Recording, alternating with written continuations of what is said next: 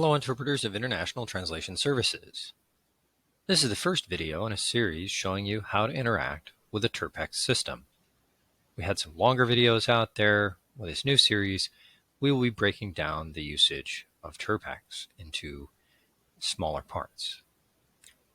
In the first video, I will show you how to accept appointments in TerpX and review some considerations when accepting appointments. In the second video, I will cover reviewing appointments and making reminder calls. The third video will cover entering time for your appointments. Most interpreters want to cover as many appointments as possible. While this is a nice goal, the best approach is to accept as many appointments as can reasonably be covered when accounting for all factors. Considerations like travel time, start and end times, personal appointments, and other obligations will all limit the number of appointments an interpreter can cover. When an appointment is entered into TerpX, all eligible interpreters receive simultaneous emails and text messages alerting them to the availability of an appointment. This is exactly the email that you see. You can see the work order, language, service type, start date, end time, address, etc. While there are some minor variations for internet and cell phone provider, all interpreters receive the appointments at the same time, assuming that you are an eligible interpreter. When receiving the appointment, the interpreter should review the appointment and their calendar to ensure they can accept the appointment. Simply accepting an appointment without consideration is not an acceptable practice. Appointments generate automatic notifications to clients that the appointment has been assigned to that interpreter. When ITS must unassign an interpreter and a new interpreter is assigned, this creates confusion on the part of the client.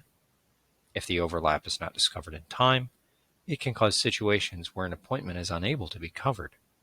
Such behavior creates the appearance of a lack of organization and professionalism for ITS and the interpreter.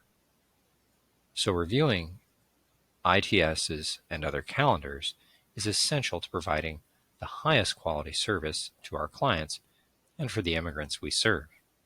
So how do you accept an appointment?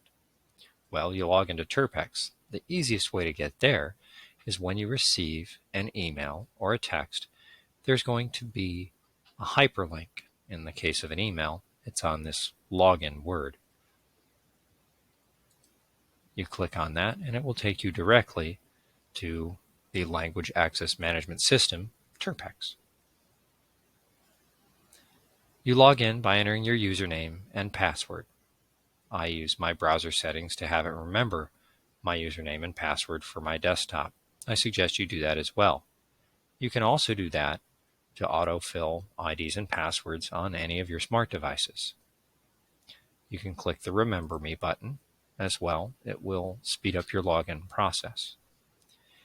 If you need to reset your password, you simply click here. You enter your username, and then you can answer the question that appears as your recovery question. Please note that the recovery question cannot be reset, it cannot be looked up, and it cannot be deleted by either ITS or the publisher. Once set, it is permanent. So if you do forget this or misspell it when you enter it, you will have to go to ITS and will have to manually reset your password. This will eventually be changed by Galatia, the company that makes TerpX, but this is a permanent choice on your part at this time. So all I have to do is log in, and now I see the interpreter menu. To accept an appointment, I go to the View Available Assignments menu. I now see my list of 3 available assignments. Basic information on the appointments appear. You have the start and end date and time, the location, service type, language, and the travel distance. Travel distance may or may not be calculable. If it cannot be calculated, it will show 0 as it does here. The reason for that is this address is a fictitious address. But if an address is not properly entered either by a client or ITS, perhaps there's a slight variation that's not recognized, or perhaps if you haven't entered your address accurately or entirely accurately, then the system will not be able to calculate the travel distance between the appointment and your home. The start date and time is shown in blue. This is an active hyperlink. So to accept the appointment, I click right on the start date and time. Now, the available assignment details appointment screen appears. You can see an accept button right up at the top, and a lot of interpreters want to click that button right away, but I would suggest that you take a look at the appointment a little bit before you do so.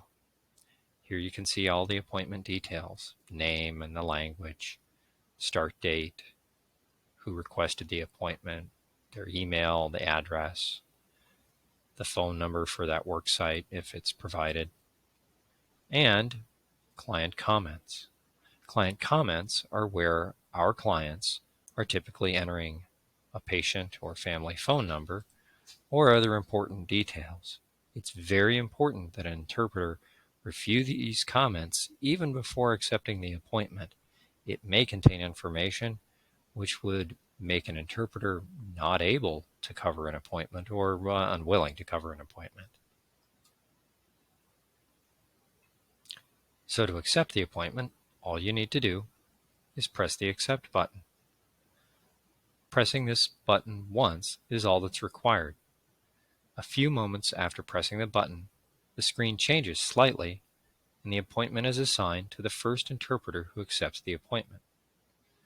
Pressing this button multiple times will cause the interpreter to receive a message that the appointment cannot be accepted because it is already assigned. That's because it's already assigned to that interpreter. Here you can see the assignment details page.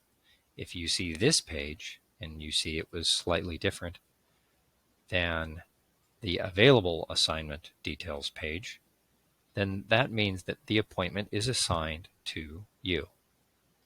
You can see all appointment details now. It looks very similar, but it is not identical to the prior page. The subject, type of service, language, start and end time, scheduled. That means it's been assigned to an interpreter, who requested it, address, phone number, etc. And now you can see both client comments and a place for interpreter comments to confirm an appointment or provide instructions. You can click on this button to provide a comment back to ITS. Upon acceptance, the appointment should be reviewed in detail and information's in the comments acted upon. Accepting an appointment is an agreement to act upon the comments as they appear and any new ones that might be entered by the client or ITS. If for any reason an interpreter cannot fulfill the expectations for an appointment, the interpreter should notify ITS and the appointment will be reassigned to a new interpreter. As you can see, accepting appointments is very easy. However, there are a few considerations for interpreters prior to accepting appointments. In the next video, we will detail the process of reviewing appointments as well as discuss the confirmation and reminder policy update. Thank you for reviewing this video. If you do have any other questions, please contact us at the agency and we'll be happy to walk you through the process of accepting and reviewing appointments.